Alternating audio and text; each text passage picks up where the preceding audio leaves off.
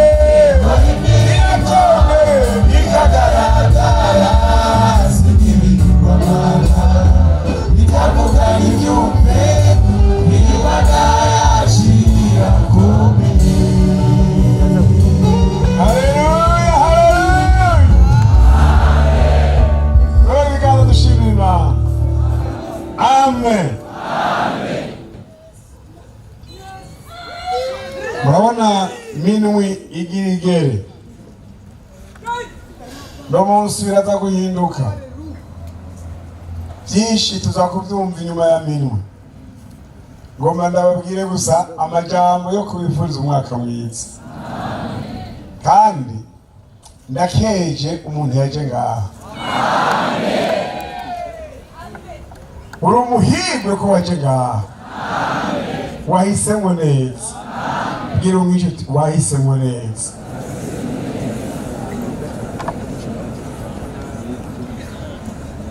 Waba nimba waje ngaha nk'umurorerezi bifute. Murabona muri ekipe y'umupira hariho abakinyi hakaba n'abarorerezi, kandi n'abarorerezi barakoresha energy nyinshi. Mugabo iyo hageze gutanga agashimwe haronka abandi umurorerezi turabihimbiye mu izina rya Yesu. Umuntu wese nitwa umukinyi. Amen. Ndasubiye gukeza wahisemo neza. Ijambo ry'ukwifuriza umwaka mwiza ryanditse muri Zaburi ya 65. Hinge ndari gusomera yumve ngende riryoshe. Zaburi ya 65 ujya murongo umwe wa 11. hagiruza dusomere mu gifaransa uwo murongo nyene mu gace ashikana 13 mu kirundi namwe biragoye gutahura cyane ariko mu gifaransa birumvikana hagiruza dusomere mu gifaransa mu kirundi somye umurongo wa 11 uvuga ngo wambika iki tugira turabyo yambika umwaka 2022 ugira wambikwe bindira ibyo ugomba wambikwe ibyo ari byo wambika umwaka kugira gute kugira neza kwawe nk'iki mwumva none waje ngaha adatomboye wambika iki umwaka wambika iki kugira neza kwawe nk'igitsibo nk'iki kirundi cyo munsi ntacyo mutahura mu burari bwawe handagaza umugisha mu burari none murumva icyo ari cyo niyo bisome mu gifaransa muca mu byumva ufite bene igifaransa dusomere hari ibintu kumbe biri mu kirundi erega ikirundi kirajyana n'imyaka igihe bacandika baracumva mugabo iyi generasiyo y'ubu ntishobora gutahura icyo ari cyo ngwino ushike hano kuri mikrofone muca mu byumva mu gifaransa niyasoma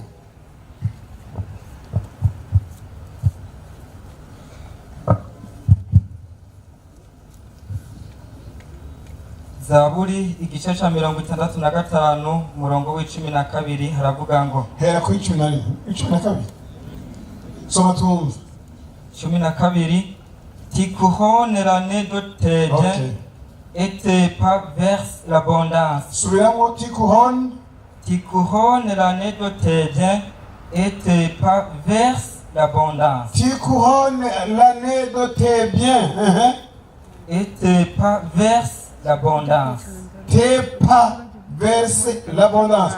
Tes pas mwavyumvise mu burari bwawe handagaza umugisha mu burari rugutambuka itambutse itambukanire itambutse iziyuri haleluya itambutse iziyuri itambukaniki bidayifuza gutambuka iziyari akira mu izina rya Yesu haleluya itambutse iziyuri itambukana umugisha yo nimuze guhura n'Imana umuntu wese yitegure guhura n'Imana Maciye nagaruke ntaraheze asoma ijya mirongo ikwirikira mu mbegere ivuga ijya mirongo ikwirikira mu gifaransa niho yumvikana neza mu kirundi ni cya kirundi kigoye cyakera soma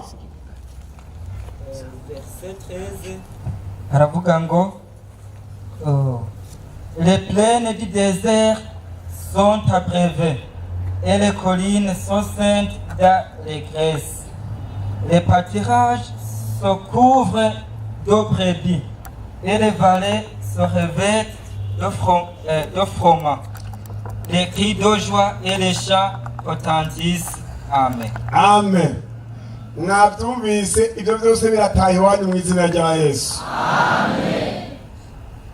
Nagomba rero umuntu wese icyo cyifuzo kibiciwiwe ngo turumvise nge navuze ngo wambika umwaka kugira neza kwawe nk'igitsibo umuntu wese yahaye iri joro Imana mwabonye ko n'abavuye mu gihugu hagati bashitse hari abo twabonye baje bazananye n'ababebe bonsa hari n'abazananye n'ibicuko hari ababuze ati nganje kurara imbere y'Imana uko biri kose uko bimeze kose mwebwe rero mwagiza ko kigoro mugaheba vya bindi na vya bindi mukaza kurara kuri uyu musozi Imana ikaba yaruguruye iyi miryango ikaba vyagenze ukunyene vyagenze umuntu wese ntiyakire uyu mwambaro umwambaro w'uyu mwaka ku muntu wese umubere umwambaro wo kugira neza kubonaho mu izina rya Yesu. Amen. guhera iyi tariki ya mbere nyene y'uku kwezi kwa mbere kugeza 31 z'ukwezi kwa 12 uwo mwaka nyene, vyakire mu izina rya Yesu. Amen. Ikigize kabiri, dusome uriya murongo wo muri Nehemiya 10:35. Birumvikana ko Imana uyu mwaka izoduha umugisha mwinshi, izotanga imihezagiro, abashomeri muzoronka akazi mu izina rya Yesu. Amen. Ko mutavyakiriye? Amen. Abanyeshuri muzomenya mu izina rya Yesu. Amen. Amen. Bya bindi byose mutima wawe wifuza irazobiguha mu izina rya Yesu. Amen. Irazobiguha mu izina rya Yesu. Amen. Urazokurutira iyindi myaka yarenganye mu izina rya Yesu. Amen. Nawe kugira ngo bize bigaragare ko ivyo tugusabiye ibigukoreye, hari icyo ukwiye kuzokora kigaragaza ko wabonye ko yabigukoreye. Tugisanga muri Nehemiya 10:35 havuga gutya: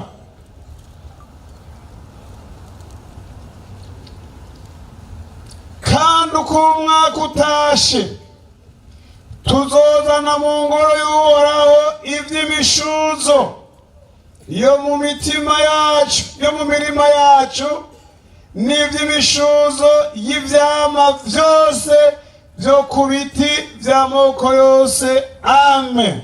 Amen. Uyu mwaka uza utanguye iri joro, duhindure mode de vie, tumere nk'abantu bahezagiwe, twumve ko turi mu bahezagiwe. Amen.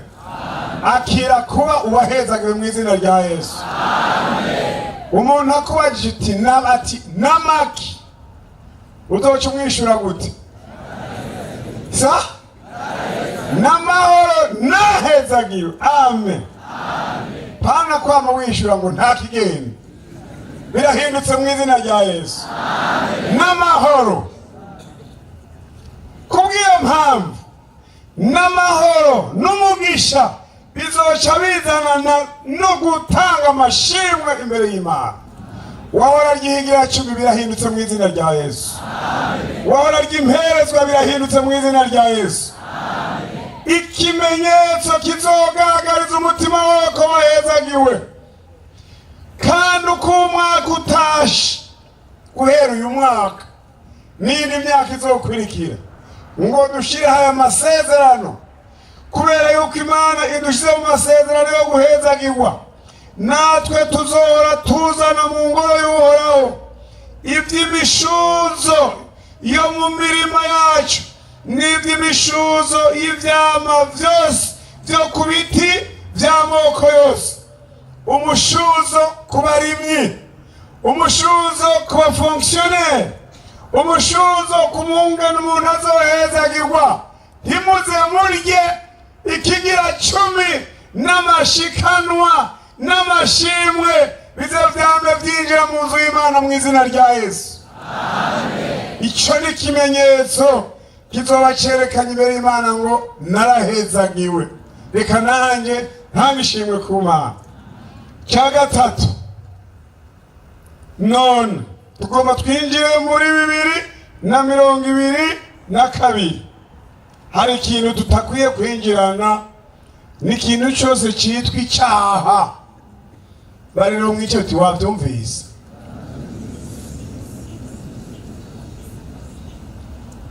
Icyaha cyose hari inkengera tugomba gisigareko, n'inkengera yitwa 2021. Biremewe ko icyaha cyose gisigara ngaho, tujabuke twera de. Reka ndabereka ijambo ribidufashamo. Zaburi 139. Ayandi majambo araza kuza mu nyuma, aha ni kugira ngo twinjire neza muri uyu mwaka. tuwinjiremo sawa sawa. 139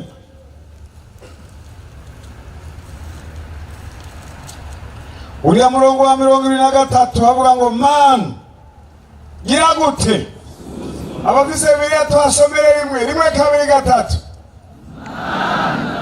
Suzuma umenye umutima wanje, nuncace umenye ivyiyumviro vyanje, urabe yuko hari inzira y'ibibi yo biri muri jewe, undongore mu nzira y'ibihe bidashira. Amen. Sishizwe dusubire tuhasome. Kire mwicaye nawe uritegura gusoma.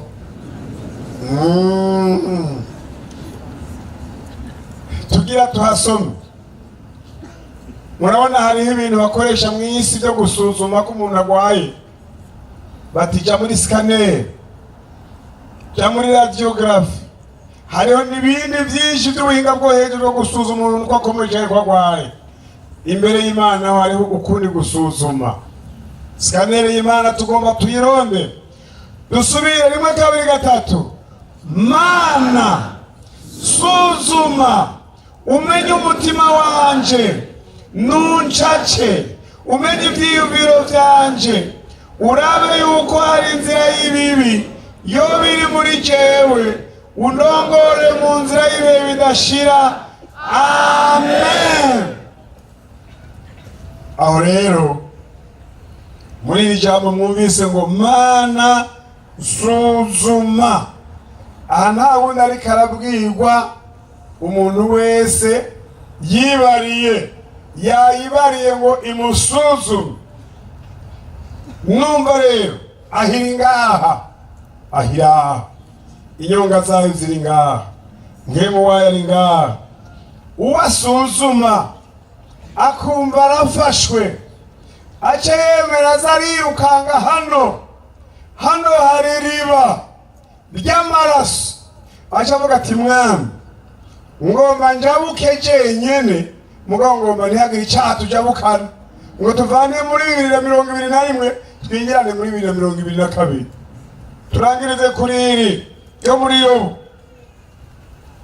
Yobu 3:1. Yobu 3:1 uriya murongo wa 6. Ahano kugira ngo twinjire muri ya mihezagiro ya protection, ya sécurité, ya abondance y'Imana, tuyinjiremo atakintu na kimwe kiturega, atakintu na kimwe, atabintu vya Yezebeli bitubonekako.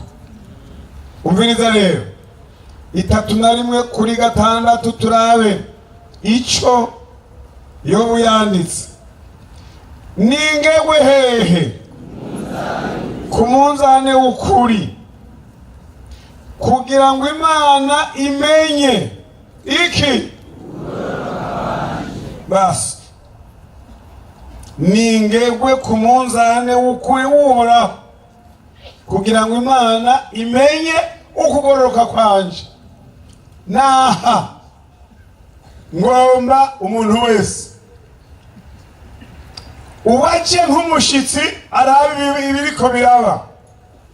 Imana yakubonye, yagusanganiye, igusanganije amajambo abiri.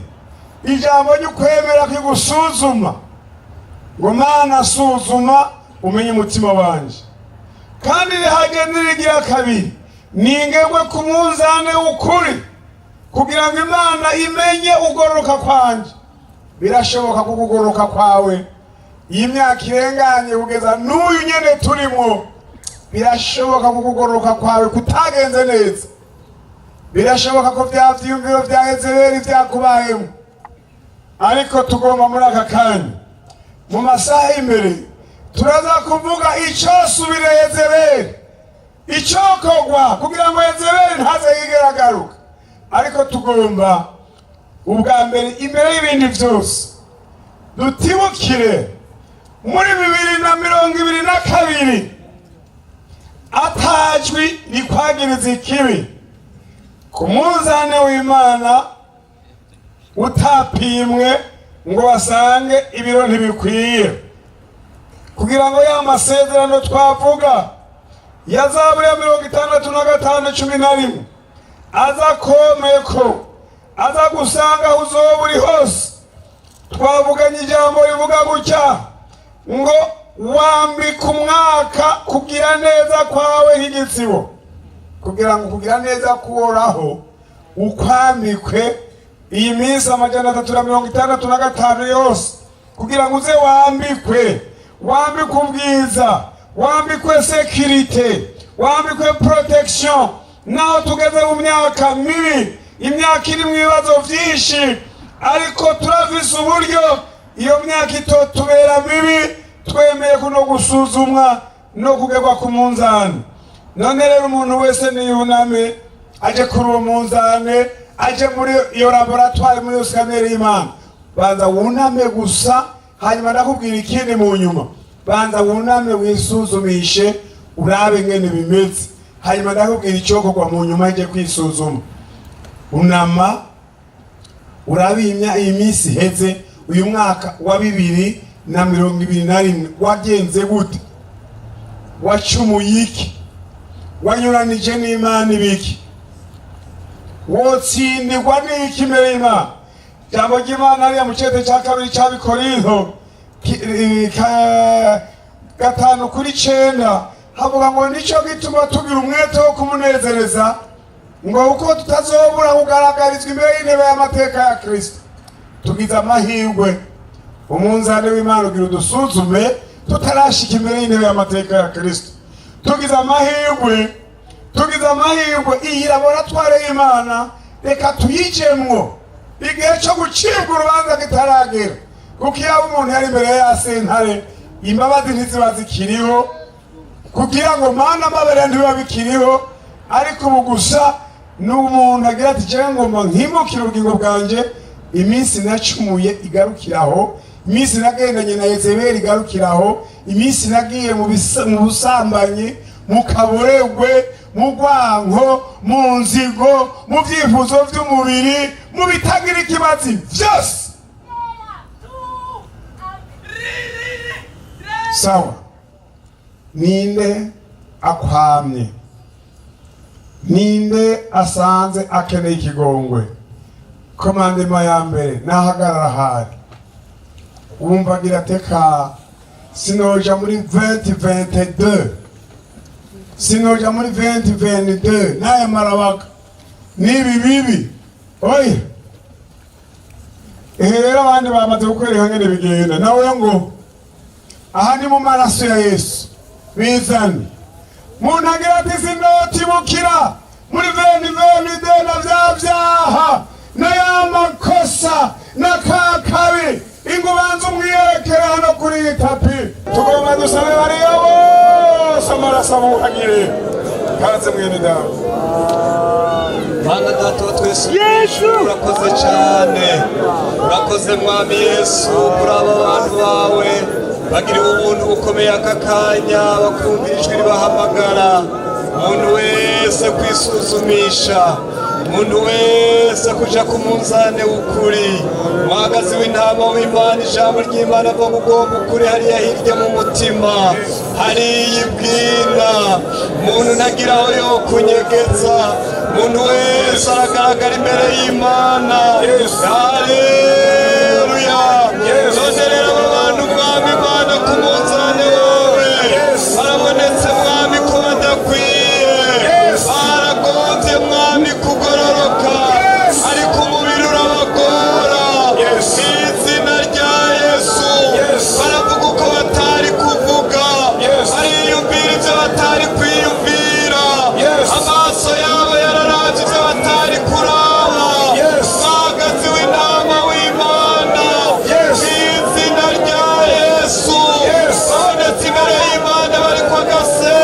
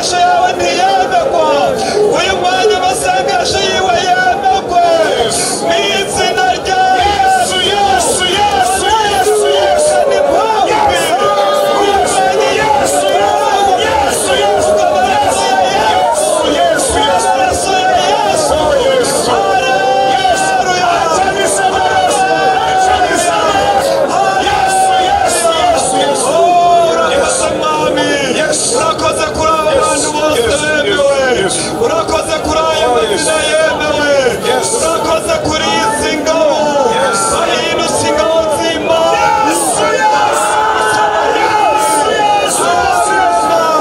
bakurwanya shetani bakurwanya impamvu mu izina rya Yesu indirimbo yabo yemegwe amashimwe yabo yemegwe uyu mwanya w'umwanya mwiza urakoze umwanya w'amasezerano umwanya wo kwinjira mu bikomeye kuko amaraso ya Yesu abijeje amena amena uyu mwanya shetani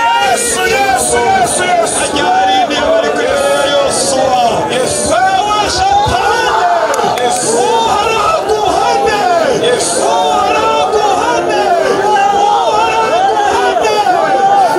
amena kuko abantu bambuye imyambaro y'ubuhoma bambitswe imyambaro yera bahinduka ibishirira uyu mwanya wose tugiye kwinjiramo kwinjiramo ari ibishirira kwinjiramo ari ibishirira amena urakoze mwami kubikoreye ubuntu ni mu izina ry'umwami wacu Yesu Kristo tubisabye amena Yesu Umviriza ndababari umviriza hagararaho muri hagararaho muri ngo hari ku mugoroba twebwe turi mu ijoro minwe iburi minota ibiri reka tubere nka cyane Eliya yabwiye abantu ati yegera rusanasana igicaniro cy'Uhoraho mwebwe musigaye inyuma egera iyi saha ni isaha yo gutazira Imana iyi saha ni isaha yo gusenga Imana ngo ku munsi w'Imana Yohana ajya muri mweru natwe tugomba tujye muri mweru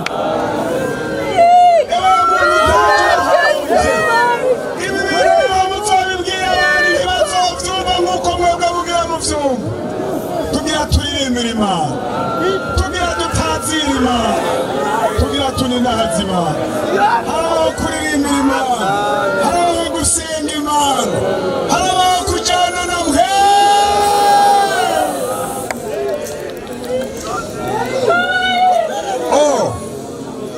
ijoro ridasanzwe indwi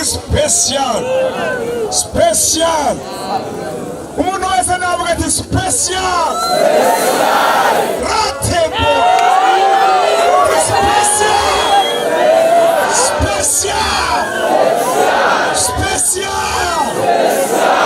special ijoro ridasanzwe ijoro ridasanzwe